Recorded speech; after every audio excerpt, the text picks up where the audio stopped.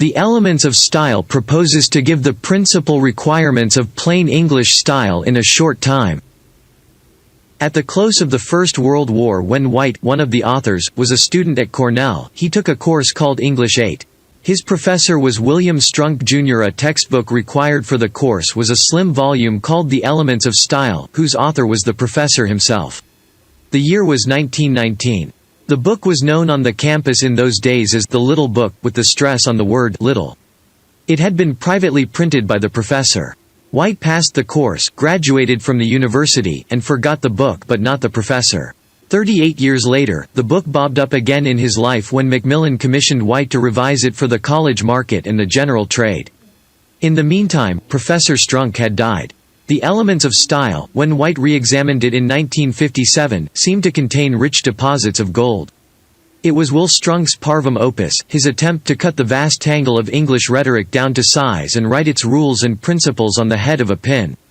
Will himself had hung the tag "little" on the book. He referred to it sardonically and with secret pride as the Little Book, always giving the word little a special twist, as though he were putting a spin on a ball.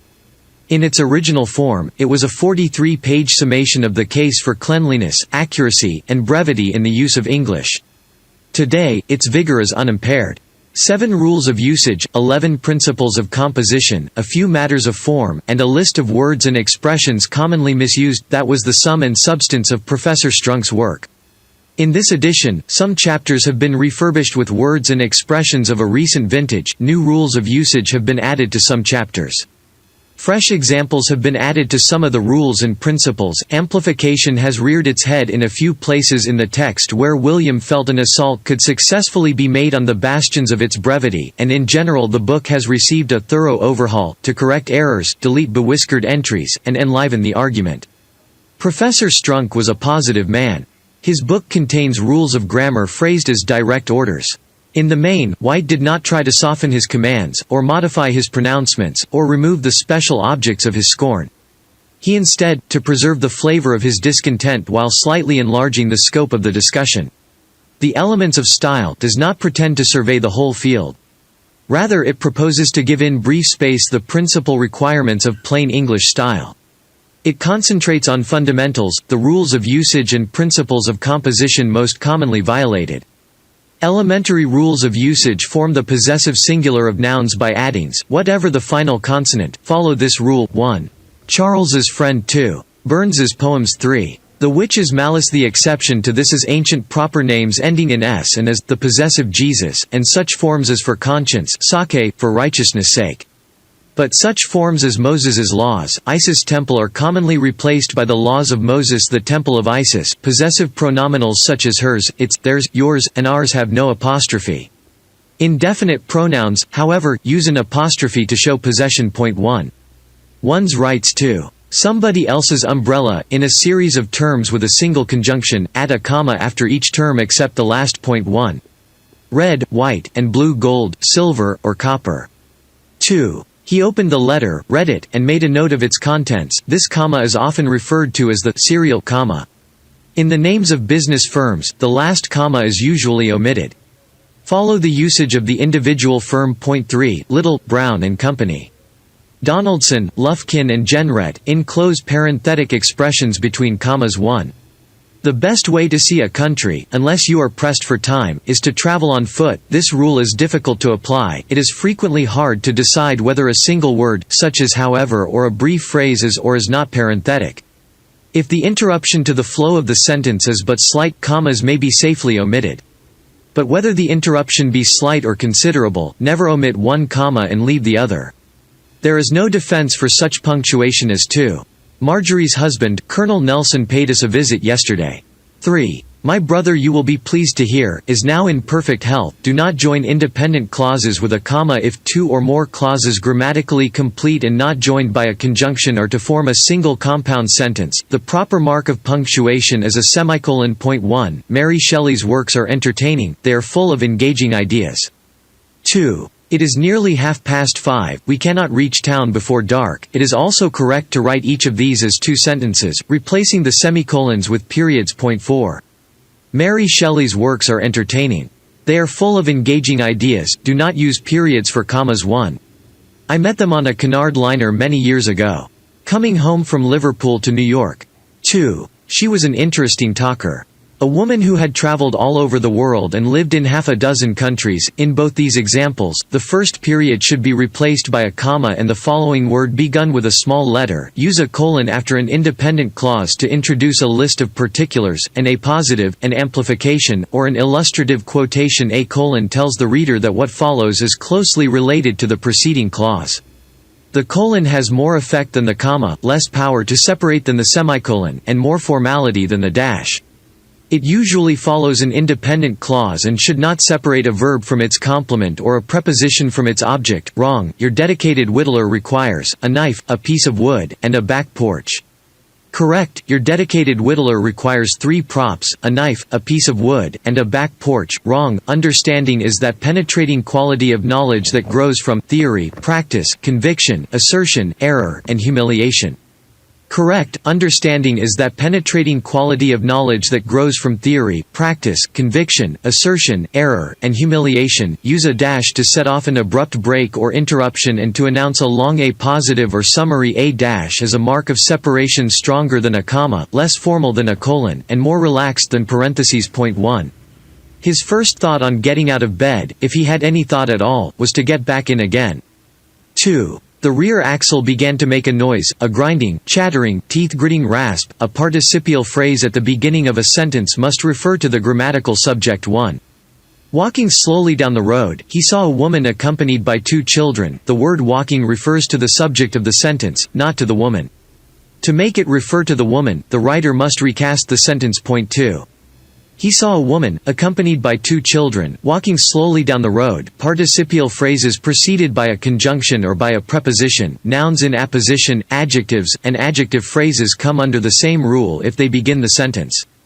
3. On arriving in Chicago, his friends met him at the station. On arriving in Chicago, he was met at the station by his friends.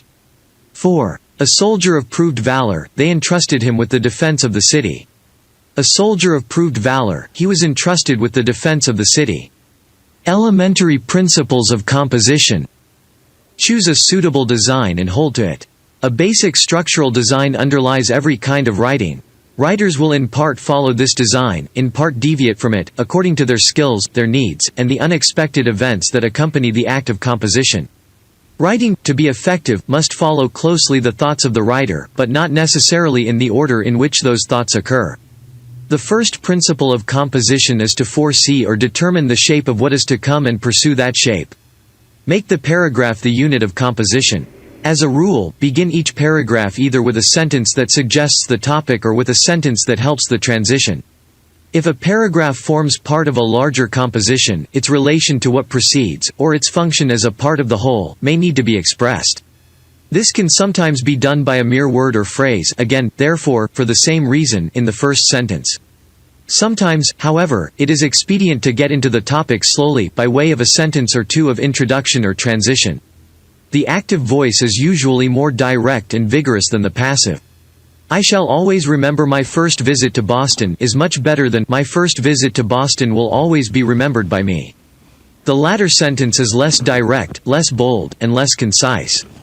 If the writer tries to make it more concise by omitting by me, my first visit to Boston will always be remembered, it becomes indefinite. Is it the writer or some undisclosed person or the world at large that will always remember this visit? Put statements in positive form.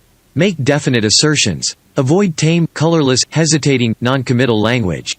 Use the word not as a means of denial or in antithesis, never as a means of evasion. 1. He was not very often on time. He usually came late. 2. She did not think that studying Latin was a sensible way to use one's time. She thought the study of Latin a waste of time. The examples show the weakness inherent in the word not. Consciously or unconsciously, the reader is dissatisfied with being told only what is not, the reader wishes to be told what is. Hence, as a rule, it is better to express even a negative in positive form. Use definite, specific, concrete language. Prefer the specific to the general, the definite to the vague, the concrete to the abstract. 1. A period of unfavorable weather set in. It rained every day for a week. He showed satisfaction as he took possession of his well-earned reward. He grinned as he pocketed the coin. If those who have studied the art of writing are in accord on any one point, it is this: the surest way to arouse and hold the reader's attention is by being specific, definite, and concrete. Omit needless words. Vigorous writing is concise. A sentence should contain no unnecessary words, a paragraph no unnecessary sentences, for the same reason that a drawing should have no unnecessary lines and a machine no unnecessary parts. This requires not that the writer make all sentences short, or avoid all detail and treat subjects only in outline, but that every word is meaningful. Express coordinate ideas in similar form. This principle, that of parallel construction, requires that expressions similar in content and function be outwardly similar. The likeness of form enables the reader to recognize more readily the likeness of content and function. The familiar Beatitudes exemplify the virtue of parallel construction. 1. Blessed are the poor in spirit, for theirs is the kingdom of heaven. 2. Blessed are they that mourn, for they shall be comforted. The unskilled writer often violates this principle, mistakenly believing in the value of constantly varying the form of expression. Keep related words together. The position of the words in a sentence is the principal means of showing their relationship. Confusion and ambiguity result when words are badly placed. The writer must, therefore, bring together the words and groups of words that are related in thought and keep apart those that are not so related. Wrong, he noticed a large stain in the rug that was right in the center. Correct, he noticed a large stain right in the center of the rug. Wrong, you can call your mother in London and tell her all about George's taking you out to dinner for just $2. Correct, for just $2 you can call your mother in London and tell her all about George's taking you out to dinner. In the first example, the reader has no way of knowing whether the stain was in the center of the rug or the rug was in the center of the room. In the second example, the reader may well wonder which cost $2, the phone call or the dinner. The subject of a sentence and the principal verb should not, as a rule, be separated by a phrase or clause that can be transferred to the beginning. A few matters of form. Colloquialisms. If you use a colloquialism or a slang word or phrase, simply use it, do not draw attention to it by enclosing it in quotation marks. To do so is to put on airs, as though you were inviting the reader to join you in a select society of those who know better. Exclamations. Do not attempt to emphasize simple statements by using a mark of exclamation. 1. It was a wonderful show. It was a wonderful show. The exclamation mark is to be reserved for use after true exclamations or commands.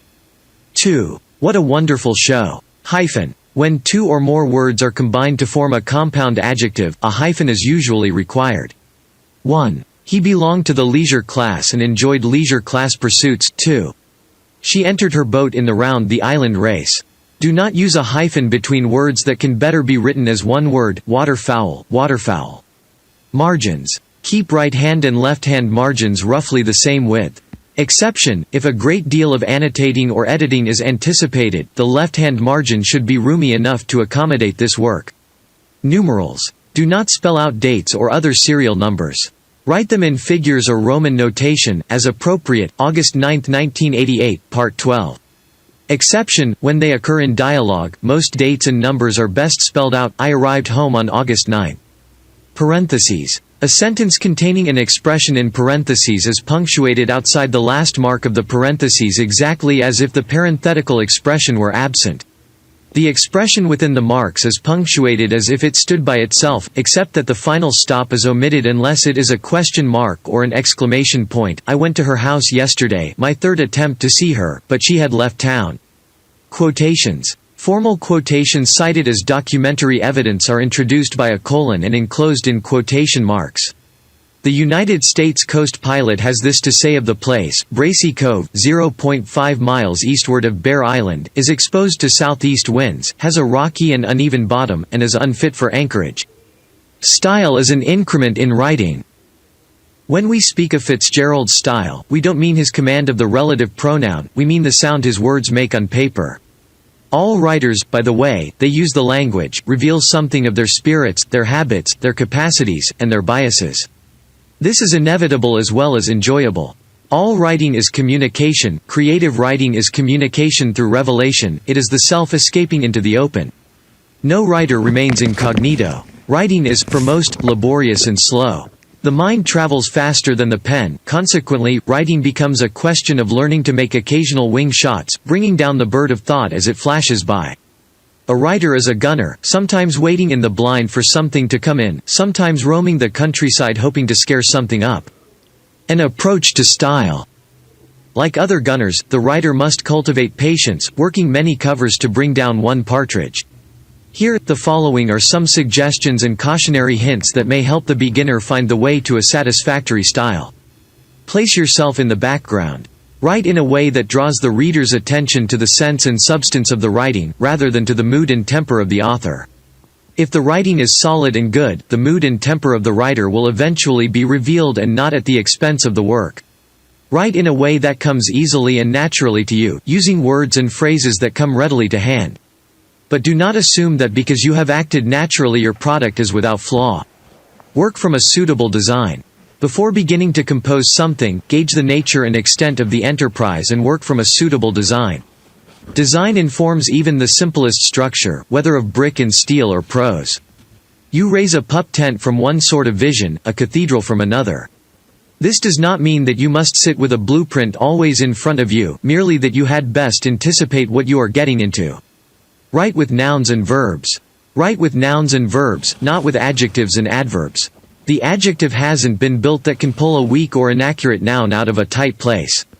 This is not to disparage adjectives and adverbs, they are indispensable parts of speech. Occasionally they surprise us with their power, as in, up the airy mountain, down the rushy glen, we daren't go a-hunting for fear of little men. In general, however, it is nouns and verbs, not their assistants, that give good writing its toughness and color. Revise and rewrite. Revising is part of writing. Few writers are so expert that they can produce what they are after on the first try. Quite often you will discover, on examining the completed work, that there are serious flaws in the arrangement of the material, calling for transpositions. It is no sign of weakness or defeat that your manuscript ends up in need of major surgery. This is a common occurrence in all writing, and among the best writers. Do not overwrite. When writing with a computer, you must guard against wordiness. The click and flow of a word processor can be seductive, and you may find yourself adding a few unnecessary words or even a whole passage just to experience the pleasure of running your fingers over the keyboard and watching your words appear on the screen. It is always a good idea to reread your writing later and ruthlessly delete the excess.